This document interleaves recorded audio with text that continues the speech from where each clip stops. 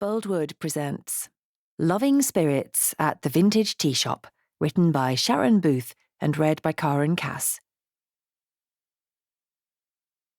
Chapter 1. Listen up, everyone. Sorry for the short notice, but I wanted to get you all together to put something to you. Callie Chase, new owner of our village, Rowan Vale, and by extension, my landlady, smiled nervously round at us all from her position on the stage. It's just, I've had this great idea. There was some shuffling and exchanging of glances. A few of the older members of our community weren't yet entirely convinced that Callie was old enough or experienced enough to run the Harling estate, which included Rowan Vale, and there had been some mutterings in certain quarters that the previous owner, Sir Lawrence Davenport, or Laurie, as we knew him, should be consulted on all matters. The fact that Callie had said this was her idea clearly didn't fill them with optimism. Call me a cynic, but I couldn't help wondering if part of the problem was that she was a woman. As far as I was aware, there'd never been a female owner of Rowan Vale before. What would the oldies' reaction be if it had been Laurie's grandson Brodie who'd had the idea, I wondered. Maybe that was why Callie had brought him with her to this impromptu meeting at the Magic Lantern, the village's vintage cinema. "Here we go," said a familiar, cheerful voice in my ear. "All them old codgers will pour cold water on this before they've even heard what she has to say, you mark my words." "Aunt Polly," I said, beaming at the attractive, dark-haired woman who'd slipped into the empty seat behind me. "You came?" "Course I came. You know me, lovey. I like to know what's going on round here." She gave me a cheeky wink. "How are you, Shona? How's them grand kiddies of yours? Our Jimmy not with you?" "They're fine, thanks. Dad's having a lazy day in the garden," I told her, making the most of the sunshine, not to mention the peace and quiet. "Oh, I don't blame him." She closed her eyes briefly and sighed.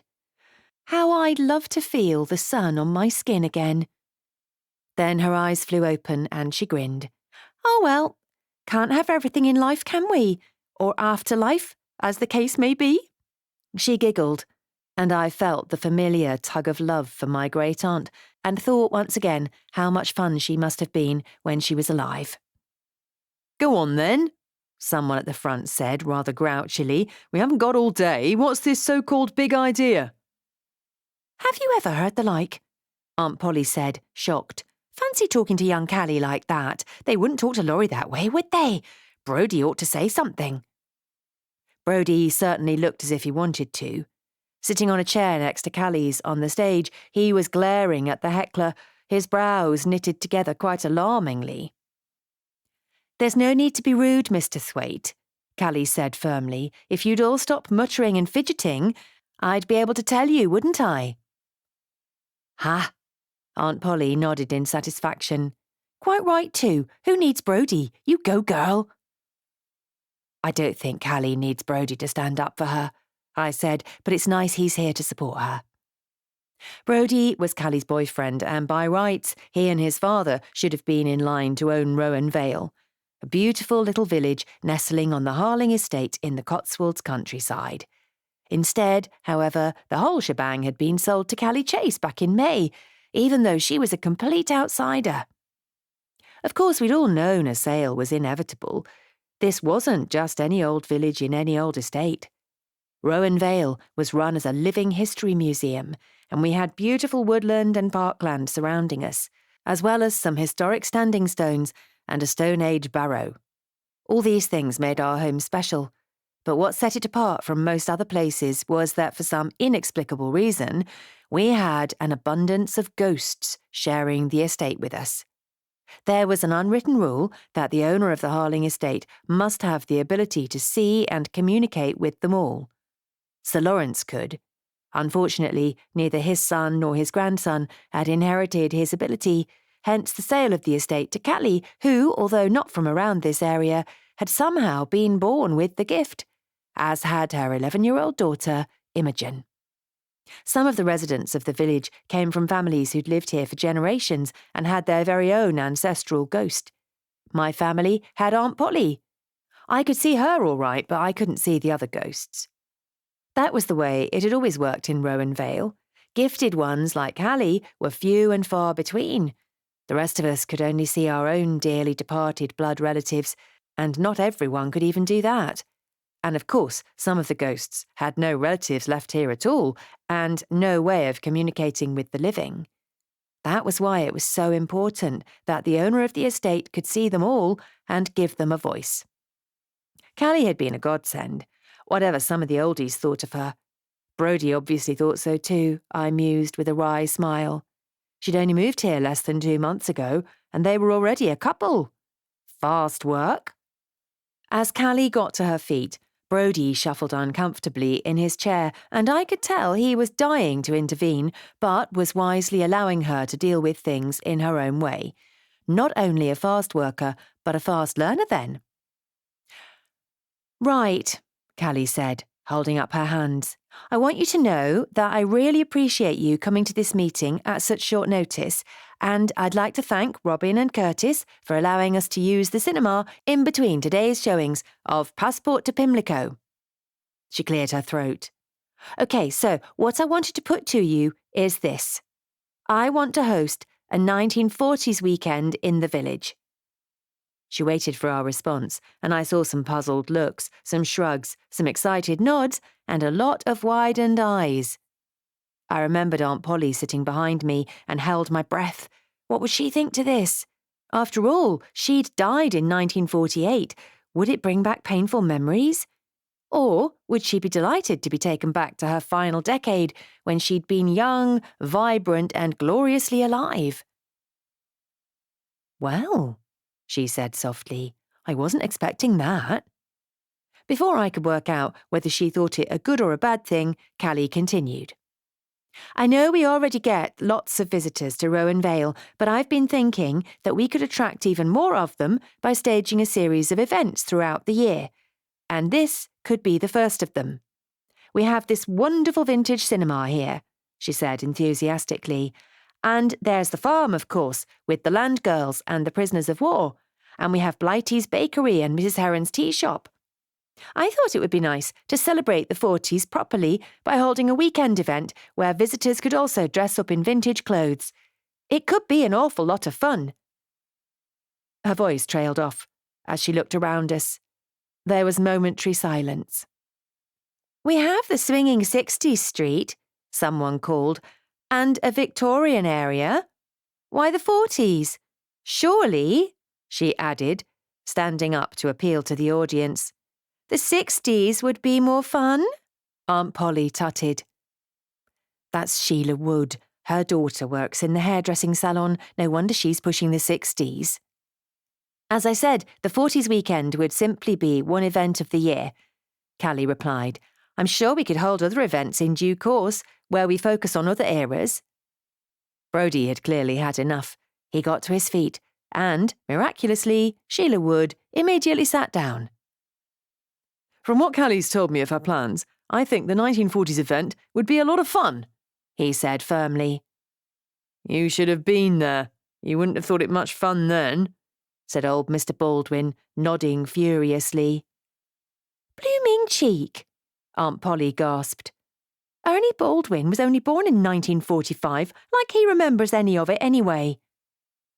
But you do, I said gently. Are you okay with this? She smiled at me. Me, love, don't you worry about me. I'm long past the wallowing stage, believe me. Besides, I'm always up for a party, and I reckon with a bit of help, Callie could give this village a proper good do. I'm all for it. Right, I said, relieved. I stood up. Sounds great, Callie, I called. What do you want us to do? I was rewarded with huge smiles from Callie and Brodie. Well, Mrs. Heron's Teashop is always busy, and I've no doubt you'll get extra traffic coming your way over the weekend. Just keep being your usual wonderful selves, she said. That we can do, I assured her, and sat back down to some laughter. That's all very well, said Kerry Chesterton, who ran the Victorian sweet shop with her husband, Derek. But where does that leave the rest of us? If the event's going to be focused on the 40s, what happens to the Victorian shops on the Green and the swinging 60s street? Behind me I heard Aunt Polly tut. You're not kidding, Walter, she muttered. I don't know how you can stand living with her. I gathered she was talking to Walter Tasker, a ghost who shared the Chestertons' flat above the sweet shop. I wondered how many more of the ghosts were present at the meeting. Were they heckling poor Callie too? Are we expected to close up that weekend? Asked Jasper Edgecombe, the Victorian photographer. I shall want compensation if that's the case. Good grief, give her a chance. Clara Milsom, a local who was already good friends with Callie, glared fiercely at him. She saw me looking at her and rolled her eyes. I grinned back. We were definitely of one mind about all this. Is there going to be a guided route around the village bypassing our street? Demanded one of the women who worked in the 1960s fish and chip shop, because I don't think that's at all fair, and if that's the case, we ought to be entitled to a deduction in rent that week, a big deduction, she added darkly. Brodie opened his mouth to speak, but Callie beat him to it. Look, I haven't worked out all the details yet, she admitted, but, she added quickly, none of you will lose out. If anything, I'd expect an increase in profits. If we do this right, we'll have an influx of new visitors to the village, and more than anything, it will be fun. She turned her head to the left, as if someone was standing beside her, and nodded. Absolutely, Isaac. The pub will no doubt be overflowing, so that should please Penny. It sounds as if one ghost at least is happy enough about it all, I murmured. Aunt Polly nodded. Not just one. There's not a single dissenting voice among us. But wait till the Reverend Silas Alexander gets wind of it. He hates anything that brings more tourists in. That fist of his that he's always shaking in protest will likely drop off. I'd heard about the angry ghost from her before. Apparently, Silas had been vicar of our local church, All Souls, until he died in 1927. He couldn't get over the way Rowan Vale had blossomed into a tourist village, and, even worse, that we now had a female vicar, Amelia, in his place. Not for the first time, I wished I had Callie's gift. I'd love to have seen his face when he heard the news. When's the weekend going to happen, Callie? Called Erin, who worked as a land girl at Rowan Farm, which was run as it would have been back in the 40s. Callie glanced at Brodie, who put his arm around her protectively. Well, she said nervously, that's the thing. I know it doesn't leave us much time, but I was thinking September. September? There were lots of groans and incredulous gasps. Even I had to admit it didn't give us much time. It was already July after all. Mid-September, she said, as if that made it better. I know it's asking a lot, but... You're not wrong there, someone called. We're more than up to the job, Brodie said firmly. We've got so much already in place after all. It's not like we're starting from scratch. Look, Callie and I are going to work out the details this week, and we'll be sending all the information out to you via the new estate newsletter. You have all signed up to it, I presume? I don't have the internet, said Mr. Thwaite, and I can't say as I want it neither. Any household not registered for the email will get a printed version put through their letterbox, Brodie assured him. In the meantime, if you do have the internet and you haven't yet registered for the newsletter, it will really help us if you'd do that. Sometimes, Aunt Polly said, it's like I'm in a foreign country, the things people say. Internet, newsletters. What the bloody hell are they when they're at home? Don't worry, I said. All sorted. I signed up for it last week. Oh, you're a genius. That's what you are, Shona Deacon, she told me proudly. Bannerman, I reminded her. I'm Shona Bannerman. What do you want to keep his name for? I heard tell that you can go back to your maiden name if you like, once you're divorced, and you've been divorced a good while now. But my daughters are Bannermans, I reminded her. Not your Christy, she pointed out. She's a married woman now, and shh, I whispered. I'm trying to listen. As soon as we've ironed out more of the details, we'll let you know, Callie promised us. I just wanted to give you the heads up as soon as I could, given how short of time we are. What I really want to know for now is, in principle at least, how many of you are in favour of the 1940s weekend. Can we have a show of hands, please? Those in favour? Brodie called. A sea of hands shot up. Those against?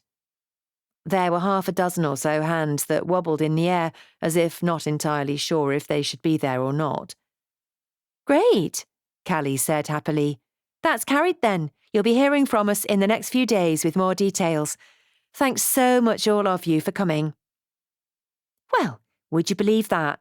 Aunt Polly said, as I got to my feet and grabbed my jacket from the back of the seat. All that fuss and moaning, and when push comes to shove, they nearly all bloody want it. Of course they do, I said, laughing. You should know this village by now, Aunt Polly. You off to the tea shop, love? She asked. I shook my head. Day off. I'm going home to check on Dad, and then I've got Christy and the kids coming round for dinner, so I'll be sorting that out. Come back with me if you like. She beamed at me. Oh, I might just do that. I'd like to see the little ones again. You know, I'm almost sure our Maddie could see me. Last time I was at yours, she smiled at me, directly at me. Least I think she did. Might have been wind. Might well have been, but we'll see, eh? Come on, let's go home and you can keep Dad company in the garden while I peel the potatoes. Chapter 2. Dad was dozing in his favourite garden chair when I opened the back door of our cottage and stepped outside. Having just turned 74, he was adamant that he'd earned his rest and that he wasn't going to let anyone make him feel guilty for spending a good portion of his day doing, as he put it, sod all. I don't know who he was trying to convince. We'd been telling him to take it easier ever since he'd finally retired from his job at the garage just 4 years ago, so he was preaching to the converted. I wasn't asleep, were his first words to me as he jolted upright so fast he nearly knocked the half-full glass of beer off the table next to him. Before I could reply, his face lit up at the sight of his beloved aunt, and he cried, Polly, how smashing to see you. Come and sit down next to me. Don't mind if I do, Jimmy, she said warmly, always happy to spend time with my favourite nephew. Your only nephew, he pointed out. Not much of a compliment, really. Go on with you. She gave him a playful nudge, which naturally he couldn't feel but made him chuckle anyway. I gave them both a fond look and said, I'll put the kettle on. Tea or coffee, Dad? Now what do you think? He said, pushing away his beer as if it was no longer any use to him. Deacons are tea drinkers, as well you know. Did we open a coffee shop in the village? Did we, heck? A tea shop's what we run and tea's what we drink. I quite like a coffee, I admitted, trying not to grin. As expected, he gave an exasperated pah and waved me away. Forgets she's a deacon sometimes, he confided in Aunt Polly. Been a bannerman too long. I was just saying to her, Jimmy, that she's been divorced for years. Ought to change her name back if you ask me. I can still hear you, you know, I called from the kitchen, where I was rooting in the cupboard for 2 mugs. Nothing we haven't said to your face, called back Aunt Polly. I shook my head, but the smile had faded. As I vaguely heard them chatting to each other in the garden, my mind strayed to the issue of my name and whether I should change it back to Deacon. After all, Dad and Aunt Polly were right. I'd been divorced for years, ever since my husband, Luke, had decided he was done playing happy families and wanted his freedom. I just need to clear my head, he'd told me. I need to live alone for a while, just till I figure things out. I need some space. Needing some space had turned into a year, and before I knew it, the divorce papers had landed on my doormat, and I was suddenly the ex-Mrs. Bannerman. I could have refused to sign them, just to be awkward, but what would have been the point? Have you gone to India for that tea? Dad called, and I laughed. Coming right up. I still felt a pang of guilt as I carried the 2 mugs of tea into the garden. I knew Aunt Polly couldn't drink, but it didn't stop me from feeling I should have offered her one, as stupid as that sounds. I was just telling your dad about the meeting, she said, as I settled myself in the chair next to hers. I pushed a mug towards Dad and nodded.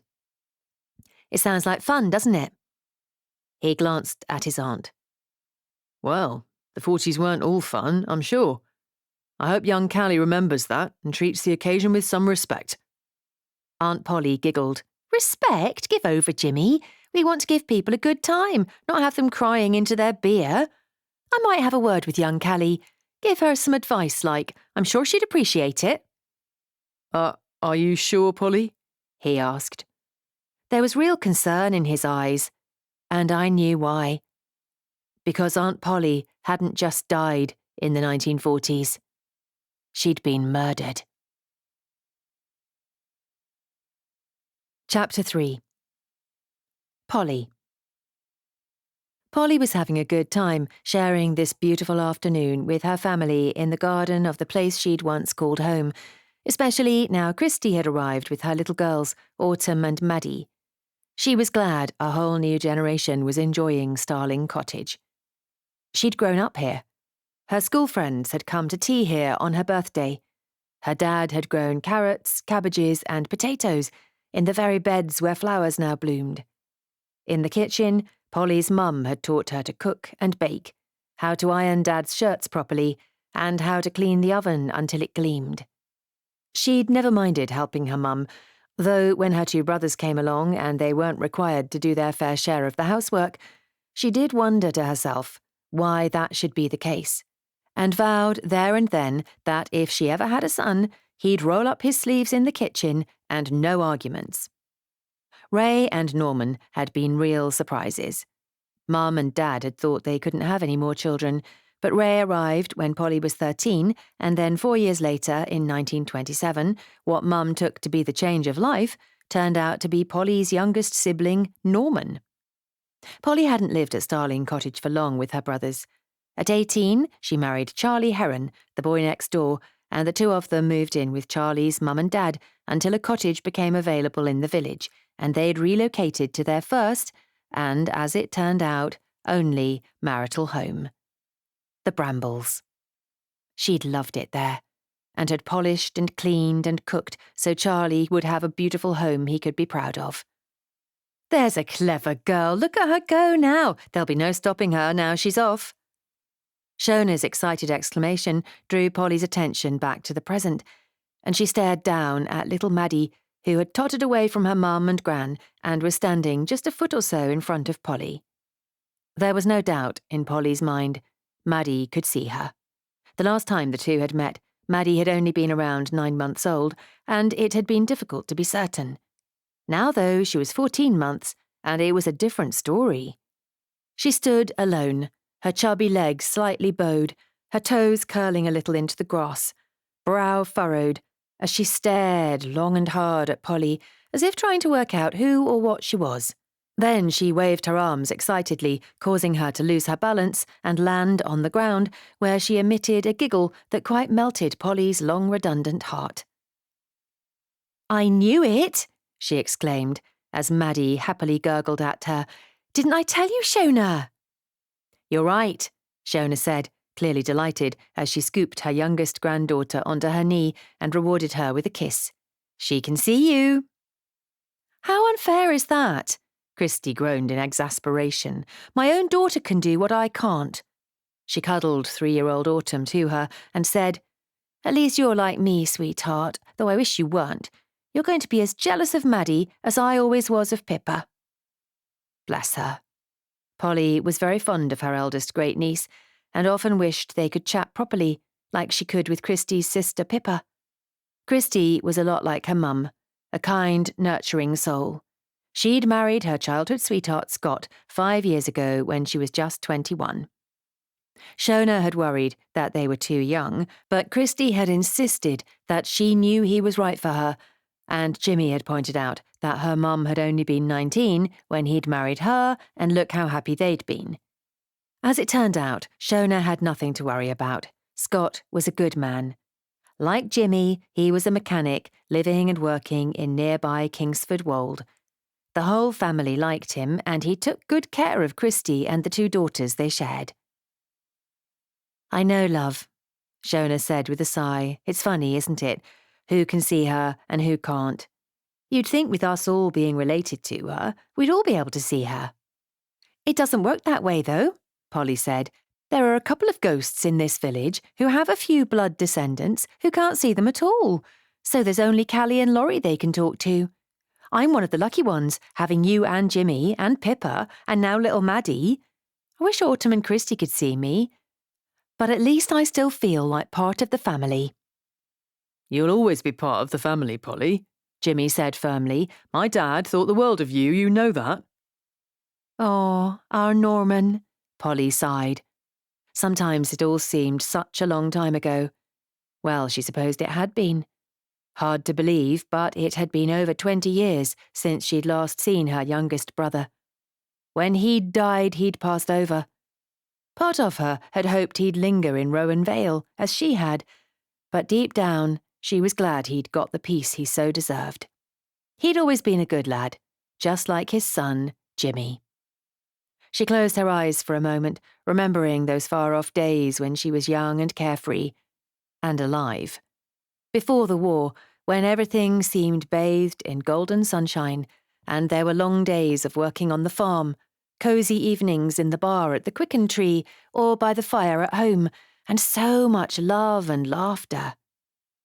That was before 1938, when she and her mum took on the new village Teashop that had opened in a formerly derelict building attached to the mill, and it became Deakin's.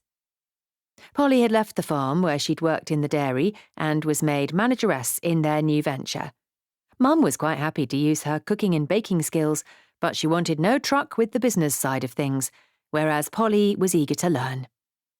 Dad, meanwhile, had stayed working alongside Charlie on the farm, and when they were old enough, her younger brothers Ray and Norman had joined them. She pushed away the familiar, hollow feeling that always swamped her when she allowed her mind to dwell on the past for too long. It made no sense to do so. It was gone. They were gone. There was no one in her family left alive from those times, but at least she had Norman's son Jimmy as consolation. And Shona. Thank God for Shona. She smiled over at her great niece, who was currently smothering a chuckling Maddie in kisses. Short and curvy with shoulder-length dark brown hair and sparkling blue eyes, Shona was a lovely person. She certainly hadn't deserved the treatment she'd received from that lousy husband of hers. Polly had to admit she'd never taken to Luke Bannerman, and had been disappointed when Shona married him and moved to Birmingham. She'd always been far too good for him in Polly's opinion, and she'd been proved right. Although she genuinely wished she hadn't been, because knowing Shona's heart had been broken had almost broken hers. It had been wonderful when she'd come home where she belonged, and even better when she became manageress of the tea shop, just as Polly had once been. She kept the place immaculate, and apart from a lot of changes to the menu and a far more modern kitchen, it was almost exactly like it had been back in the day. The staff even wore vintage dresses and aprons to work, and sometimes Polly could almost believe she was one of them, going about her business and being part of a happy team as she'd been in life. Shona had repainted the walls a warm cream colour and even sourced similar green and white gingham tablecloths to the ones Polly had once bought for Deakin's, although they now had wipe-down covers on the tabletops to make them easier to keep clean. And all that pretty mismatched china. Such lovely little tea sets that Shona had sourced from second-hand shops and antique markets all over the Cotswolds. Nothing had been too much trouble for her. She'd wanted Polly to feel right at home. Such a good girl. Yes, these past 12 years had been good ones for the family. It was a shame Christy couldn't see her, but she'd bonded well with Shona's youngest, Pippa, and Jimmy and Shona made sure that Polly was included in family occasions, bless them. She couldn't complain, she really couldn't. And now there was something else to look forward to, a 1940s weekend. Polly leaned back in her chair and lifted her gaze to the heavens. It was a beautiful day with no clouds in the cornflower blue sky. July. It had been July 1941 when she'd got the confirmation that her beloved Charlie had been killed during the Battle of Crete. She remembered the last letter she'd ever received from him. It was full of love, optimism, and determination. He was coming home soon, he'd said, more with hope and longing than certainty. And when he did, maybe they'd start that family after all, even though she was getting on a bit, having reached the grand old age of 30. Bloody cheek, she'd exclaimed, before mopping away her tears and running her little finger down the image of his face, looking so serious in the photograph he'd enclosed with his letter. She and Charlie had been boyfriend and girlfriend since they were 13 years old. She'd never loved anyone else.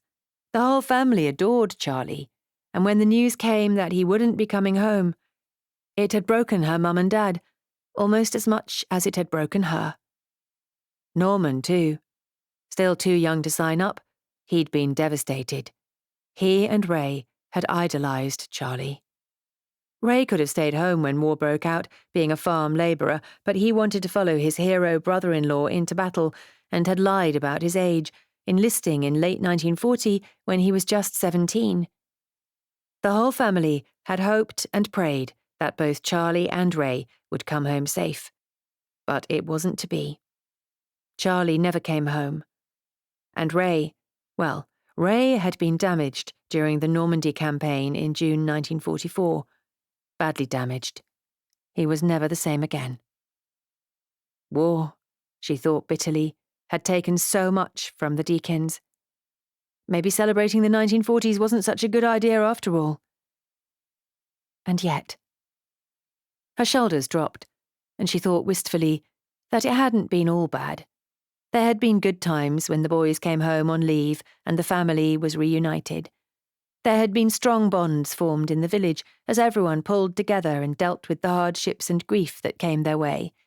There had been new friendships forged as the women of Rowan Vale picked her up after her devastating loss and kept her going with their compassion and warm humour. There had been, as hard as it was to imagine, laughter. And there had been so much love. You know what I think? I think our Pippa ought to write about this 1940s weekend for the Cotswolds Courier. What do you think, Mum? Polly's attention was caught by Christie's question, and she mentally shook her head. She was done brooding, remember? Fancy letting her mind go wandering back to that time and getting all maudlin like that. If there was going to be a 1940s weekend in the village, she wanted to enjoy it. She'd remember all the good times and put the darkness aside. It belonged in the past. Her mum always used to say that no good ever came from wallowing. And she was right. Shona carefully put Maddie on the grass, not letting go of her hands until the toddler had got her balance, then beamed proudly as Maddie took a few tentative steps towards her great-granddad. That's a good idea, actually, she said at last, turning to her eldest daughter. Callie did say she wanted to attract more people to Rowan Vale, and a feature in the newspaper might be just the job. While Christie was happy as a wife and mum, working part-time in a gift shop, her sister Pippa had taken a different path. She'd gone to university, studied journalism, and 3 years after graduating was now living and working in Much Melton, reporting on local news for the Cotswolds Courier. Christie's idea made a lot of sense. More tourists, eh?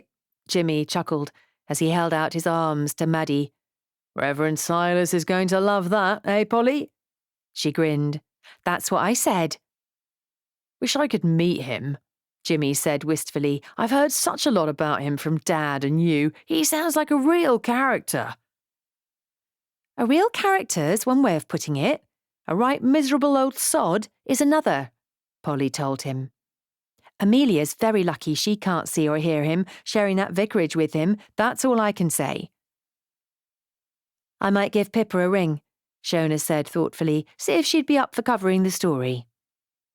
Maybe wait until you get that newsletter, love, Jimmy advised her. Find out if it's definitely going ahead and what it's going to be exactly.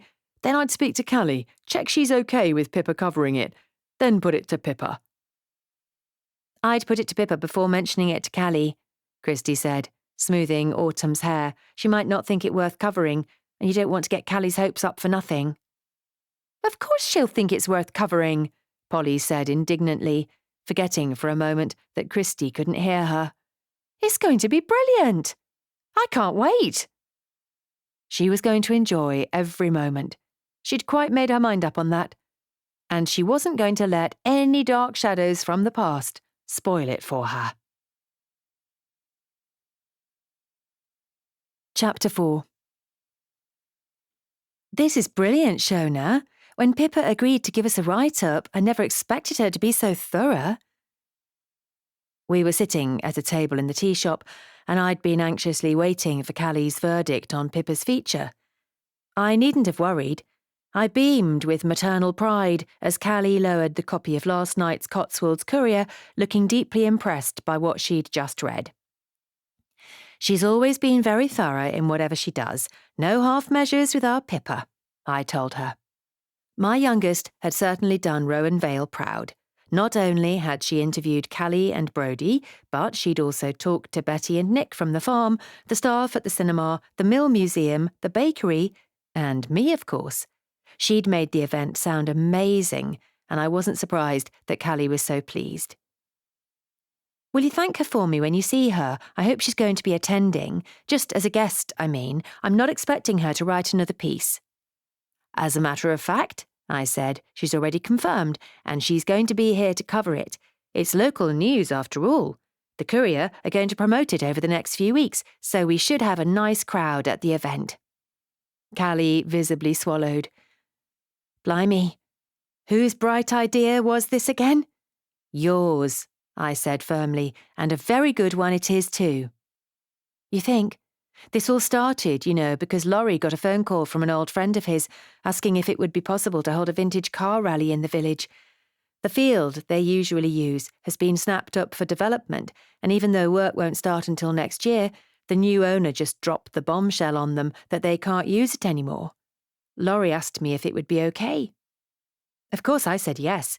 Then I thought about all those old cars rolling into the village, and it stirred something in my mind. Most of them are from the 30s and 40s, apparently, and someone's even got an old wartime American Army Jeep. They said they'd be very happy to be part of the event if it went ahead, so... She gazed down at the paper. Maybe I got a bit carried away. Why are you doubting yourself? Aunt Polly demanded. If you hadn't thought it would work, you wouldn't have suggested it in the first place, would you? This is just nerves, love. It sounds like smashing fun to me. Not everyone in this village seems so keen, Callie murmured. Her gaze slid over to the corner table where Erin and Rissa, the two young women employed to act as land girls on Rowan Farm, were chatting over cups of tea and slices of Victoria sponge. Well, we all know Rissa's problem, I said softly. I felt a bit sorry for the girl. Everyone in the village knew she'd had a massive crush on Brodie. They'd even dated for a while until she got too intense. It seemed Rissa was still carrying a torch for him because she'd made it very clear she didn't like Callie, and she wanted no truck with the 1940s weekend, whatever her employers said. You don't want to worry about the odd few naysayers, Aunt Polly told her. Most people are all for it. I hear things, accidentally like. I tried not to laugh, knowing how much she loved to eavesdrop on the locals and pick up any gossip. And what I hear, she continued, ignoring the smirk I knew I'd failed to hide, is that most people are excited about this weekend you're organising. Even that moaning old Mr. Thwaites said a few grudging positive things about it. Thank you, Mrs. Heron, Callie said gratefully. That's a relief to hear.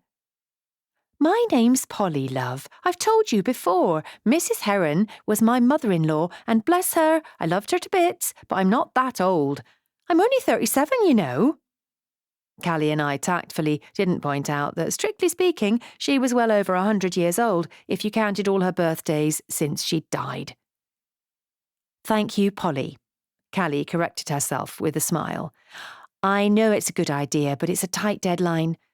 It's just the car rally's always held then, apparently, and I thought with September being when war was declared, it all fitted. And besides, any later in the year, and we'd be more likely to have bad weather. Not that you can guarantee good weather at any time in this country, I pointed out, nodding at the tea shop windows, through which we could see grey skies. The mid-July sunshine hadn't lasted long. Callie nibbled on the cheese scone I'd given her and scanned the article that Pippa had written for the Courier once again. She's made it sound really good, she said, clearly feeling a bit happier, though that could have been down to the scone, which was delicious if I do say so myself. That's because it will be, Aunt Polly promised. All the ghosts are on board, you know. Well, nearly all of them. Let me guess who isn't, Callie said, wrinkling her nose. Silas Alexander? Aunt Polly laughed. What are you, a clairvoyant? She folded her arms and leaned towards Callie. What about them two up at the hall? Are they up for it? Callie squirmed slightly in her chair. Gotcha. Aunt Polly nodded knowingly. I was chatting to Isaac the other day, she said, referring to the ghost of a 17th century former landlord of the Quicken Tree, and he was saying he doubted very much that we'd see the Agnes Ashcroft. She's far too grand to honour us with her presence, and sadly, Aubrey Wyndham's as bad these days. He used to be a lovely chap, you know, but now he's gone the same way as his so-called lady wife. Agnes and Aubrey were two ghosts who lived at Callie's home, Harling Hall, built by the original owners of the Harling estate. They'd even been mentioned in the Doomsday Book. It was a beautiful 16th century manor house, until recently owned by Sir Lawrence Davenport, or Laurie as we all called him, and before that by every previous owner of the estate since it was built. Aubrey had once been one of those owners. According to Aunt Polly, he was a Victorian gentleman who'd somehow, post-mortem, saddled himself with the imperious Agnes Ashcroft, who'd been the wife of a previous owner during the Georgian and Regency period. It amused the ghosts that Lady Muck, as some of them called her, was living in sin with Aubrey. Apparently Silas Alexander didn't find it so funny, but then he didn't find anything funny by the sound of it.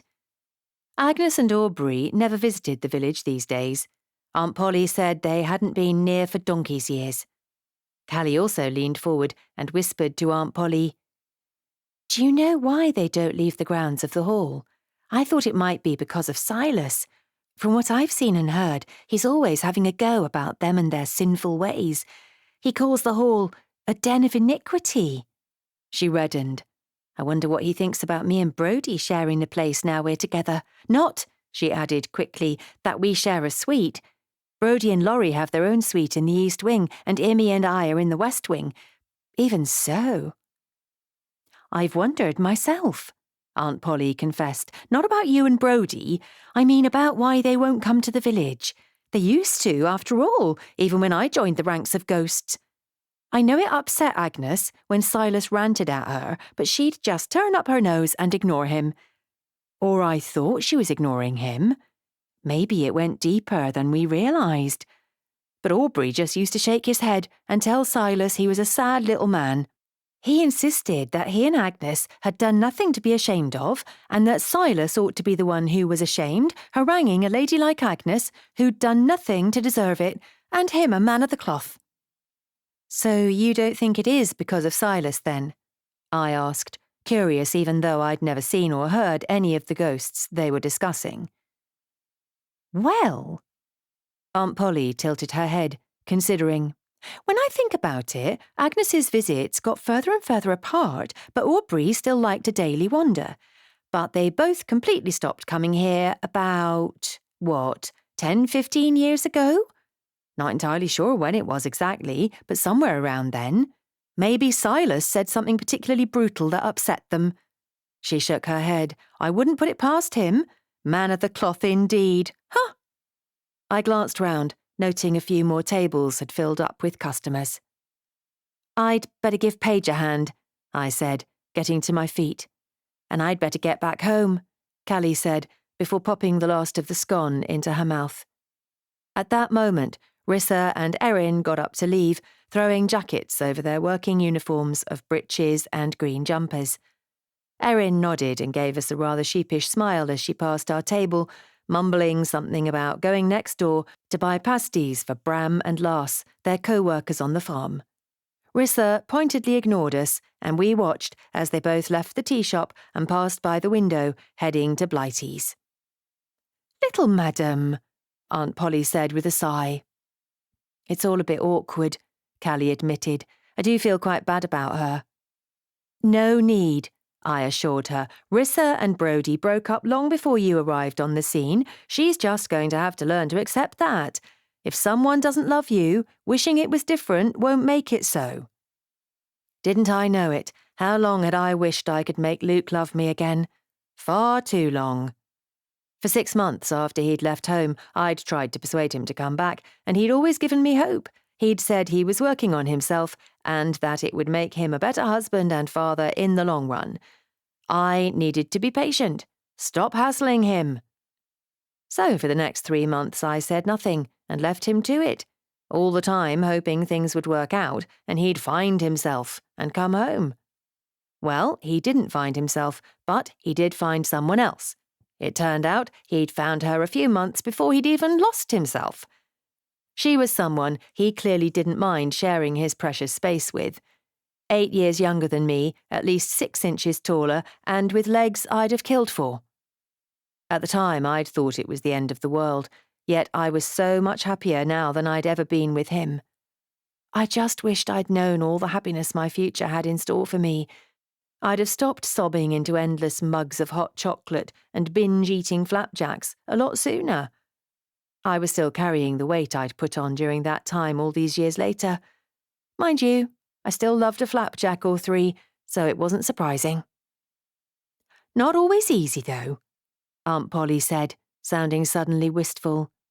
Love's a funny thing, and you can't just turn it off like a tap, even when the other person's gone from you. The ache remains. I wished I could hug her. She must still miss Uncle Charlie a lot, bless her. They'd been teenage sweethearts, and she'd lost him far too young. As if sensing my surge of sympathy, she blinked and sat up straight. Hark at me, getting all sentimental. Shona's right, Callie. Rissa's just going to have to get over it, and that's a fact. It's for her own sake as much as yours or Brody's. It won't do her no favours to wallow. I must get back to work, I said, patting Callie on the shoulder. You can keep that newspaper if you like. I've got another copy at home. 6, actually. I was a very proud mother. OK, thanks. I'll take it to show everyone at the hall, she said with a smile. I hurried over to where a young couple were waiting to place their order. Callie waved and left the shop, and out of the corner of my eye, I saw Aunt Polly shift over to another table where she sat opposite 2 oblivious old ladies who were having a jolly good natter over tea and ginger cake. I had no doubt that my great-aunt would relish every moment of their conversation and enjoy relating it word for word to me afterwards even more. Not that I'd let her, of course. I did have some morals. For the next few minutes, I was kept busy as Paige took orders from customers and I saw to the payments at the counter. I was just about to head into the kitchen to start preparing food when the door was pushed open and a man walked in. What popped into my head immediately was, "Ooh, he's nice." I blushed furiously, as if I'd said that out loud. Paige was collecting dirty dishes from the tables, so I hovered by the counter, as he didn't take a seat, but, after looking around, came straight over. I guessed he was around my age, maybe a bit older. It was hard to be sure because everyone said I looked young for my age, which was 50-ish. OK, 52, but I hardly had a line on my face. Whenever anyone complimented me on my youthful appearance, I'd half joke that it was the fat plumping up my skin and keeping the lines at bay. But Dad and the kids always shook their heads and said I was beautiful, and the girls told me they hoped they'd inherited my genes. So, yes, maybe he was in his mid-50s. He seemed very tall, but then I'm only 5'2", so everyone seems pretty tall to me. Even so, I'd guess he was around 6 foot. He had light brown hair with a distinct wave in it, a neatly trimmed beard, and hazel eyes. He was wearing a grey sweater with a pale blue shirt underneath, dark trousers and a charcoal overcoat, despite it being quite warm outside, even with the overcast skies. "Can I help you?" Huh? What happened to my voice? It came out all breathy and girly like a poor man's Marilyn Monroe. Luckily, he didn't seem to notice. Excuse me, please. Could you tell me if you have seen my daughter recently? Her name is Larissa Meyer.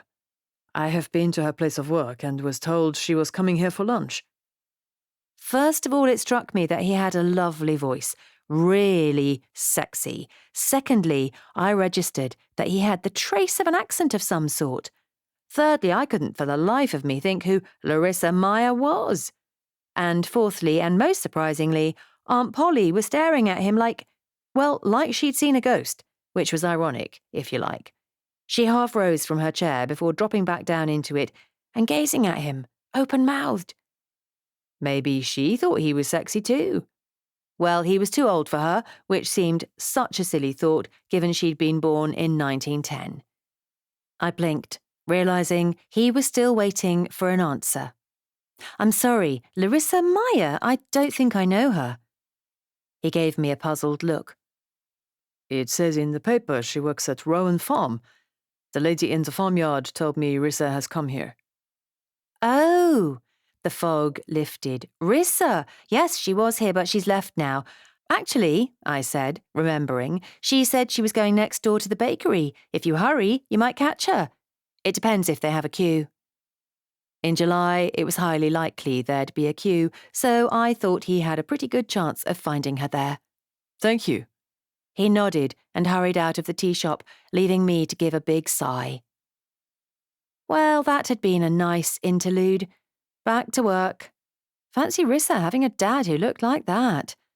And I'd had no idea her surname was Meyer, or that her full name was Larissa, come to that.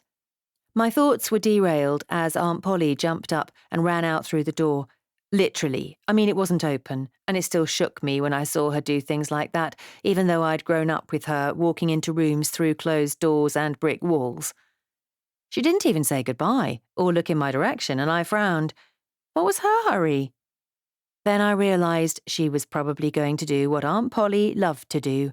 Eavesdrop. A handsome stranger had just turned up in the village, and he was Rissa's father, Rissa, of all people. And he'd sounded quite desperate to see her, so maybe he was on an urgent mission. Aunt Polly wouldn't be able to resist that. She'd no doubt report back to me when she'd found out what he wanted. Yes, I did have morals, but maybe, just this once, I'd let her talk. Chapter 5. Polly. The man was sitting on the bench that faced the old mill and the river. He wasn't looking in that direction, though. He sat at an angle, gazing intently at the bakery, clearly watching for Rissa. Polly hesitated, then slowly sat next to him, almost afraid that he would turn and stare at her, ask her why she had followed him, what it was she wanted. She shook her head impatiently. She was being daft, and she knew it. If her heart could beat, she imagined it would be drumming furiously right now, and she wasn't even sure why. Well, that wasn't strictly true. If she was being honest with herself, she knew why. It was that voice, that refined, polite voice with the accent. Not as noticeable as his had been, much fainter, as if this man had lived in England a long time.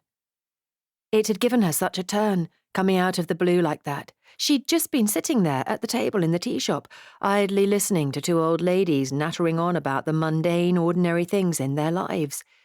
One's hip was giving her trouble, the other had rheumatism in her hands. They couldn't believe how much the price of their groceries had gone up over the last few years. Both agreed that this country was going to the dogs, and it had all started with those terrible hippies and the concept of free love back in the 1960s. Polly's mind had started to wander at that point, moving from memories of the 1960s back to the 1940s. She'd thought about Pippa's article in the Courier and smiled to herself as she imagined the village transported back in time, with vintage cars lined up along the street, and all the other things Callie and Brodie had planned for the weekend event. She hadn't taken any notice when the man walked in, barely glancing up at him when the bell above the tea shop door jangled.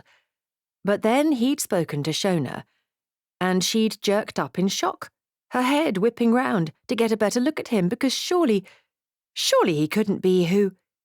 Of course he wasn't. How could he be, after all this time? But she hadn't been able to stop herself from following him out of the tea shop, curious to get a better look at him. Now, as she sat so close to him on the bench, she could see that he was nothing like him. This man wasn't blonde for a start. He didn't have blue eyes. He was broader and older, and he didn't have that look about him. That look Polly would never forget. Larissa! She jumped as he leapt to his feet and darted towards the bakery. Rissa and Erin had just come out of Blighty's, bulging carrier bags swinging from each of their hands, as if they'd bought up half the shop. Rissa paled. Dad? Erin raised an eyebrow. That's your dad? Larissa! What are you doing here? He sounded odd, Polly thought, sort of angry and sort of shaky at the same time. Here, of all places! What are you doing here? She demanded, a crimson flush flooding the face that just moments ago had been white. I saw the article, he said heavily. I couldn't believe it. You lied to me, Rissa. All this time, you lied to me. Erin cleared her throat. I'll meet you back at the farm, she said. Shall I take your bag? Rissa nodded dumbly and handed her friend the carrier bag. Erin gave the man a curious look, then headed towards the mill, rounding the corner and disappearing from view. Polly realised she'd twisted a strand of her hair tightly around her forefinger and unravelled it immediately. She was intrigued. What did he mean? Here, of all places. London, the man growled. You said you were living in London. How long has this deception been going on? Please, no more lies. At least, do me the courtesy of some honesty at last. Do we really have to do this, Dad? We do. And if you don't give me some answers, maybe I will ask other people. The person in the bakery, perhaps, or that lady in the Teashop. Maybe I will go back to Rowan Farm and discuss the situation with your employers over tea and cake. Rissa glanced around warily, then slumped. Okay, you win. Let's sit on that bench, but please keep your voice down, okay? Polly hastily shuffled over as the two of them headed back towards her. Rissa and her father sat in silence for a few moments.